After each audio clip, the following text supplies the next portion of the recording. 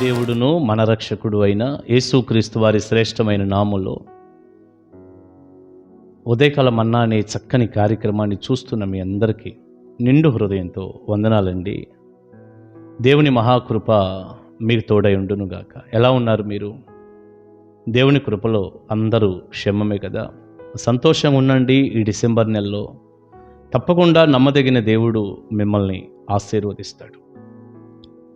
ప్రియులారా, దేవుని వాక్యాన్ని చదివే ముందు నేను ఒక్క మాట మిమ్మల్ని అడుగుతాను. మీరందరూ కూడా నిత్య జీవానికి వెళ్ళాలి అని అనుకుంటున్నారా? దేవుని పిల్లలుగా మిమ్మల్ని నేను అడుగుతున్నాను. మీరంతా నిత్య జీవానికి వెళ్ళాలి, పరలోకం వెళ్ళాలి అని మీరు అనుకుంటున్నారా? లేదు, నిత్య నరకానికి వెళ్ళాలని మీరు అనుకుంటున్నారా? ఏంటి పాస్టర్ గారు అలా అంటారు? నరకానికి వెళ్ళాలని ఎవరికయ్యా ఉంటుంది? పరలోకం వెళ్ళాలి, నిత్య జీవాన్ని పొందాలనే మాకు కూడా ఉంది అంటారా? నిజమే. ఏ వ్యక్తిని అడిగినా ఈ మాటే చెప్తాడు. ఒకసారి ఒక వ్యక్తి ఫుల్లుగా తాగి తన భార్యని ఎక్కించుకొని బైక్ మీద నా దగ్గరికి వచ్చాడు. రాత్రి 11:30 అప్పుడు. ఆ అమ్మాయి ప్రార్థనకు వస్తుంది మా మందిరానికి. ఈ వ్యక్తి కూడా ఒక సమయంలో వచ్చేవాడు, కానీ పూర్తిగా లోకంలోనికి పోయి తర్వాత తాగుడికి అలవాటు పడిపోయాడు. ఆ సమయంలో నేను అర్జెంటుగా పాస్టర్ గారి దగ్గరికి వెళ్ళాల్సిందే, నేను కలవాల్సిందేనని ఏదో మరి ఒక శోధనలా కలిగింది ఆయనకి. తన భార్యని ఎక్కించుకొని బండి మీద సుమారు ఒక 2 కిలోమీటర్ల ప్రయాణం చేసి వచ్చాడు. వచ్చి గేటు బయట కేకలు పెడుతుంటే మేము బయటికి వెళ్ళాము. చూస్తే పలానా. ఏంటి ఇలా వచ్చామంటే ఇది చెప్పారు, అర్జెంటుగా మిమ్మల్ని చూడాలంటున్నారండి, మీ దగ్గర రావాలంటున్నారు. తాగే ఉన్నాడు, నాకు ప్రార్థన చేయండి అంటున్నాడు, రకరకాలుగా మాట్లాడుతున్నాడు. భార్య చాలా బాధపడుతుంది, కంగారు పడుతుంది, ఏంటి పరిస్థితి అని. సరే, నేను వచ్చిన వ్యక్తికి ఏదో దైవజనుడిగా 2 మాటలు చెప్పాలిగా.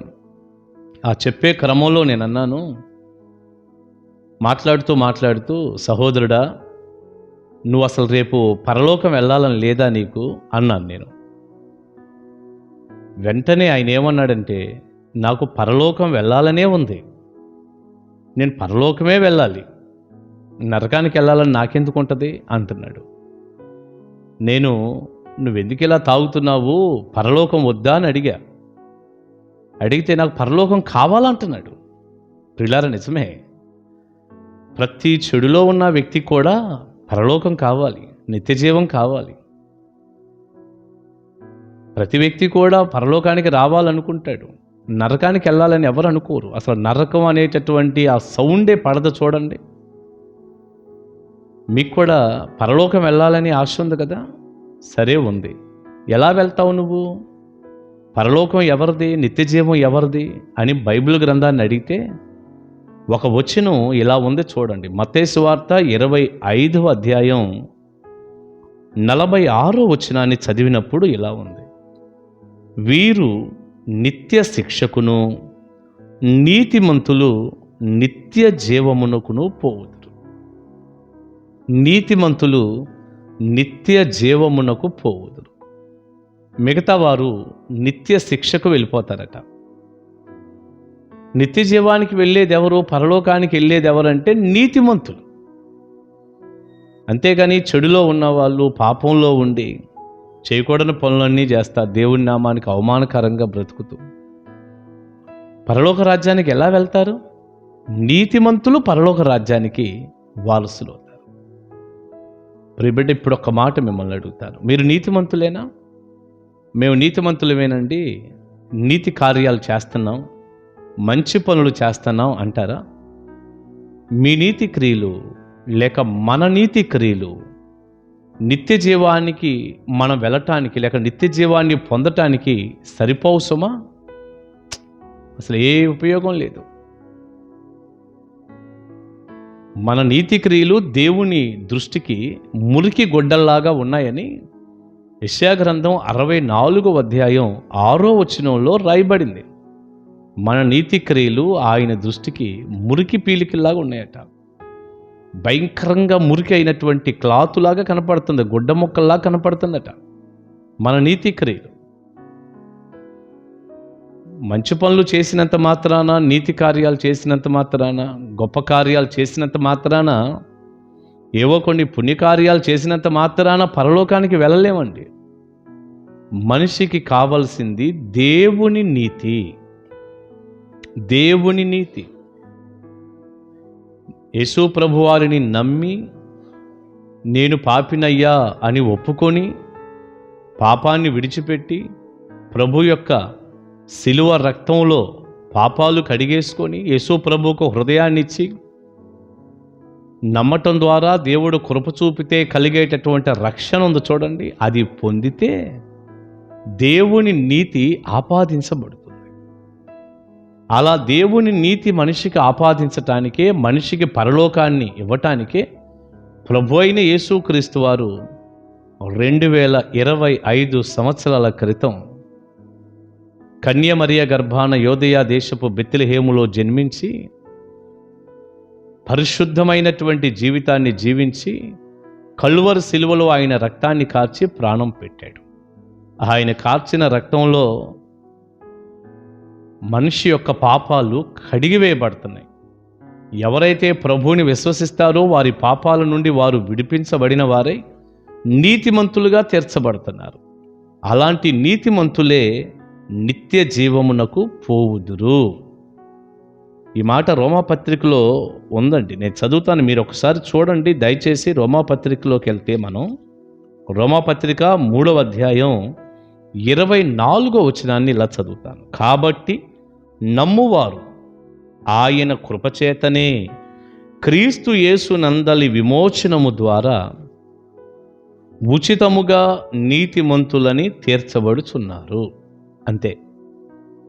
నమ్మువారు, నువ్వు ప్రభువుని విశ్వసిస్తే, నమ్మితే, మనం అంటుంటాం ఇంకా నువ్వు దేవుణ్ణి నమ్ముకున్నావా అని.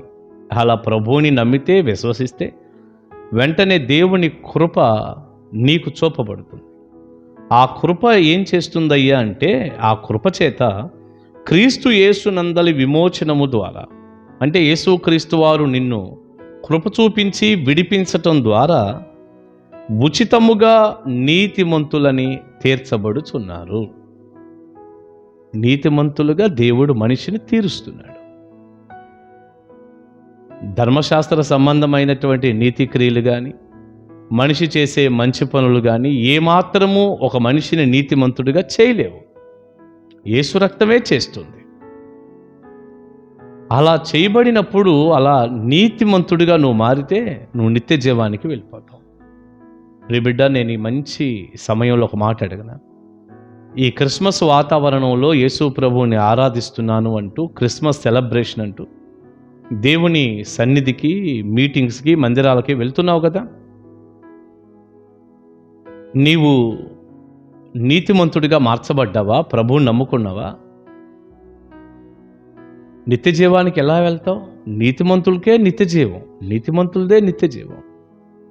ఇప్పుడే ఉన్నపాటున నీ స్వనీతి దేవుని నీతి కాదని తెలుసుకొని, నీ స్వనీతి నిన్ను నిత్య జీవానికి తీసుకెళ్ళదని గ్రహించి యేసు ప్రభువుని నమ్మి ఆయన కృపచేత నువ్వు నీతిమంతుడిగా తీర్చబడు. నేడో రేపో యేసయ్య రాబోతున్నాడు. నువ్వు పరలోకంలో ఉంటావు, నిత్య జీవంలో ఉంటావు. అట్టి కృపా దీవెన సమృద్ధి మీ అందరికీ కూడా కలుగునుగాక. ఆమేన్. ప్రార్థన చేసుకుందాం. పరిశుద్ధుడా, ప్రేమగల తండ్రి, మీకు వందనాలయ్యా. వెతబడిన చక్కని సందేశం మీ పిల్లలకు దీవెనగా చేయండి. మా స్వనీతి వ్యర్థమయ్యా, మీ నీతి మాకు కావాలి. కృప చూపండి, తోడుగుండండి. నమ్మువారు కేవలం మీ కృపచేత, యేసయ్యా మీరు కలిగించే విమోచనము ద్వారా ఉచితంగా నీతిమంతులుగా తీర్చబడుతున్నారు. అలా నీతిమంతులుగా ప్రతి బిడ్డను చేయండి. మిమ్మల్ని విశ్వసించడానికి సహాయపడండి. మహిమ మీకు ఆరోపించుకుంటూ, తోడుగా ఉండమని వేడుకుంటూ, కృపగల మీ చేతుల్లో పెట్టుకుంటూ, ప్రతి బిడ్డ నిత్య జీవానికి రావటానికి సహాయం చేయమని యేసయ్య నామాని ప్రార్థన మనవులు అడుగుచున్నాను తండ్రి. ఆమేన్. ఆమేన్. గాడ్ బ్లెస్ అండి. దేవుని కృప మీకు తోడై ఉండునుగాక. కలుసుకుందాం ఉదయకాలం మన్నాలు.